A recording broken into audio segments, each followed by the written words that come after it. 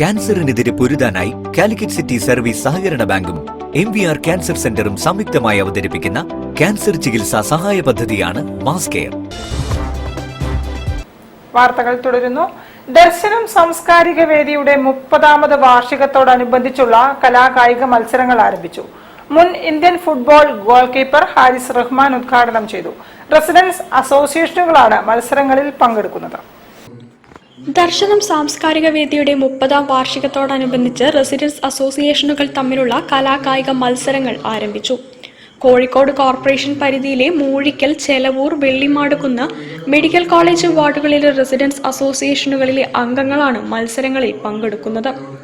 എഴുത്തുകാരി പി വത്സല സ്മൃതിയിടത്തിൽ നടന്ന പരിപാടികൾ മുൻ Indian football goal keeper Haris Rahman ഉദ്ഘാടനം ചെയ്തു. Taluk library council vice president Premkumar മുഖ്യാതിഥിയായിരുന്നു. കുട്ടികൾക്കും മുതിർന്നവർക്കുമായി വിവിധയിനം ഓണക്കളികൾ, പൂക്കള മത്സരം, ഉറിയടി, കമ്പവലി, ചിത്രരചന, കഥാരചന, കവിതാരചന തുടങ്ങിയ മത്സരങ്ങളും നടന്നു. പ്രസിഡന്റ് പി സിദ്ധാർത്ഥൻ അധ്യക്ഷത വഹിച്ചു.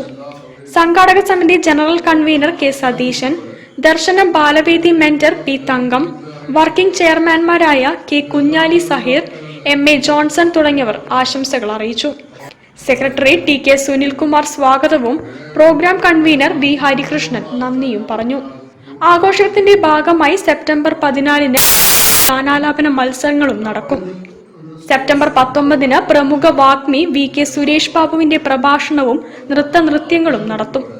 സെപ്റ്റംബർ 20-ന് പ്രമുഖ നാടൻ പാട്ടുകാരി പ്രസീത ചാലക്കുടിയും സംഘവും അവതരിപ്പിക്കുന്ന ദൃശ്യശ്രാവ്യ വിരുന്നും സംഘടിപ്പിക്കും. News bureau, Kozhikode. ഭാരത് ഗൗരവ്